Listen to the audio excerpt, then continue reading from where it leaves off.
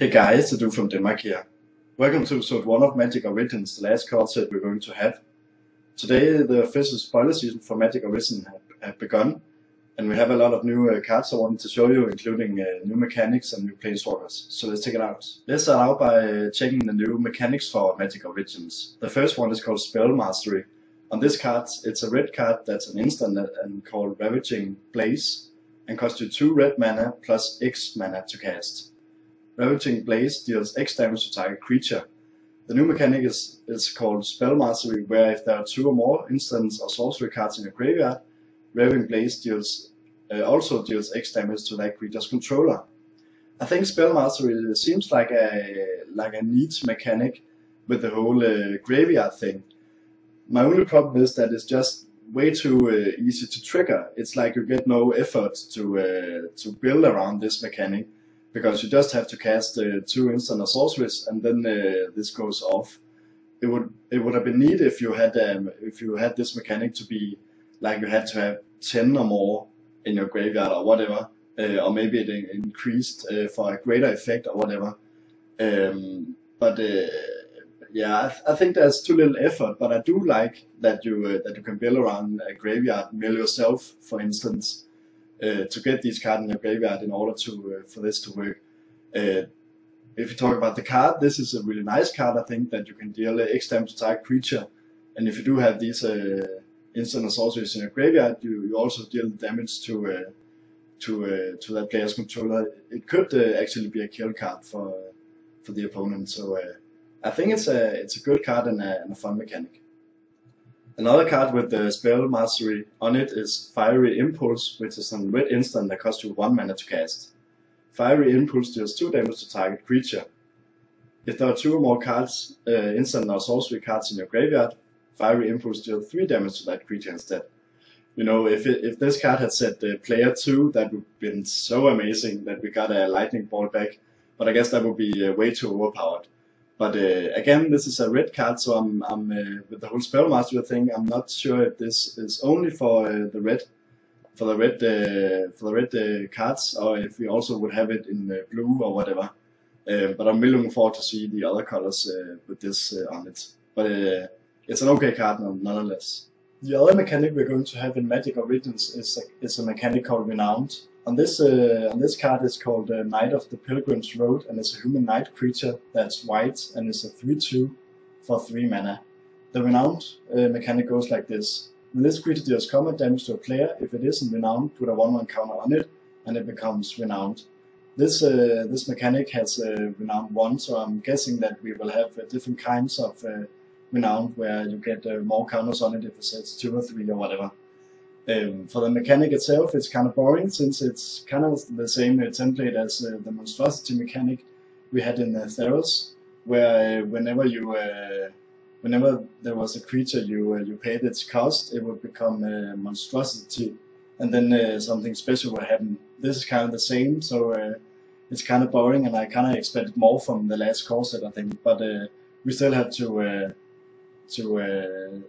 keep it low for the new players.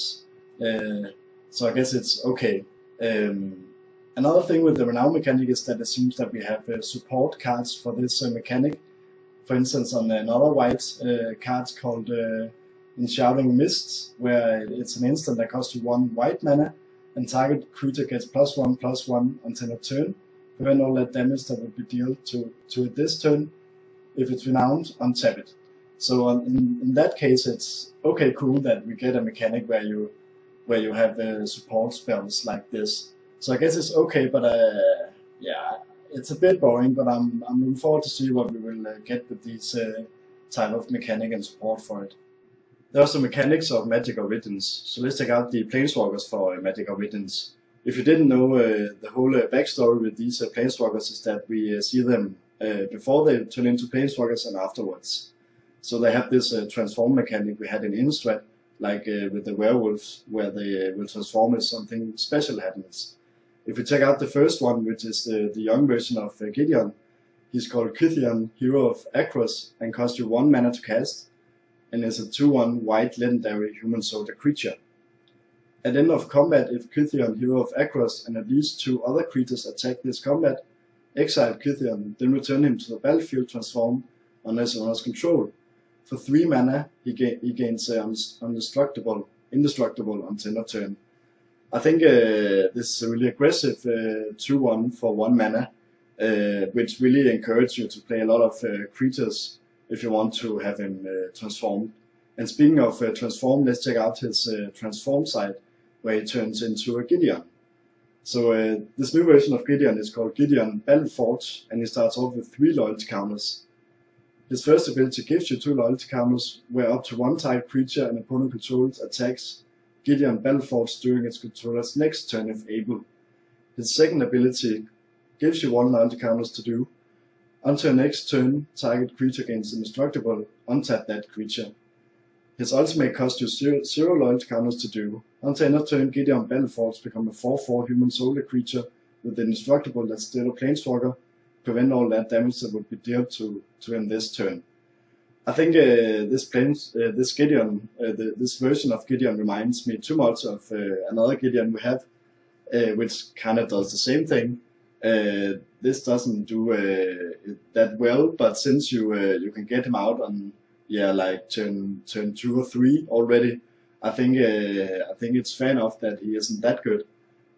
But all in all, with this transformation, I think it's a neat card, and it would definitely be fun to see if people would rather have Kytheon lying around for a bit before changing him up to Gideon or not. But I think it's an alright Planeswalker all in all. Another Planeswalker is Aneesa, where before she turned into a Planeswalker, she was called Aneesa Westwood and cost 3 mana, and it's a 2/2 legendary elf scout. When Aneesa Westwood enters the battlefield, you may search your library for a basic forest card, reveal it, put it onto your hand, then shuffle your library. Whenever a land enters the battlefield under your control, if you control 7 or more lands, exile Aneesa, then return her to the battlefield transformed under her owner's control. When she transforms, she turns into Aneesa Sage, Animist, and starts out with 3 loyalty counters, where her first ability gives you 1 loyalty counter. Reveal the top card of your library. If it's a land card, put it onto the battlefield, otherwise put it onto your hand. Her second ability costs you 2 loyalty counters to do. Put a legendary 4/4 green elemental creature token named Ashia, the Evoking World, onto the battlefield. Her ultimate costs you 7 loyalty counters to do. Untap up to 6 lands, they become 6/6 elemental creatures, they're still lands. I think if we look at this card in whole, with both the normal size and the transform side, I don't really like the whole that you have to control so many lands in order to turn this into the Planeswalker. That's a bit annoying, I think, and it takes a long time to have these 7. And of course, if you build around and just catch a lot of cards that gives you land, it won't take that long. But I think it's kind of a boring way to transform her. I think her Planeswalker card is alright if you want to build around lands, but it's not like she's really good, and sure she can protect herself a bit, but yeah, I think she's alright. The last card I want to show today is called Sphinx Tutelage, and is a blue enchantment that costs you 3 mana to cast. Whenever you draw a card, target opponent puts the top 2 cards of his or her library into his or her graveyard. If they are both non-land cards that share a color, repeat this process. For 6 mana you can draw a card, then discard a card. So I've never been a much fan of the whole milling thing, but this is actually interesting because of the whole, if they're both non-land cards that share a color, repeat this process. This seems like a really fun card to have in a sideboard. For your deck when if you're playing against a monocolored deck, this would be really awesome. But also in multicolored decks where, for instance, the opponent draws a blue card but also draws a blue and red card, because that would work too. So that seems really fun. 6 mana to draw a card, then discard a card. It's a lot, but on the other hand, you can really mess things up if you just could draw cards easily with this, so it definitely seems okay that it had to cost 6 mana, but then again you draw a card every turn, so it definitely seems like a fun way to mill the opponent. Those are cards I wanted to show today. I hope you liked this first episode of Magic Origin Spoilers. You're more than welcome to leave me a comment down below and tell me what you think of the cards you have seen so far and Magic Origins in general. Whenever there are new cards coming out for Magic Origins, I will be making a new video, so if you're interested in this, you can subscribe to me.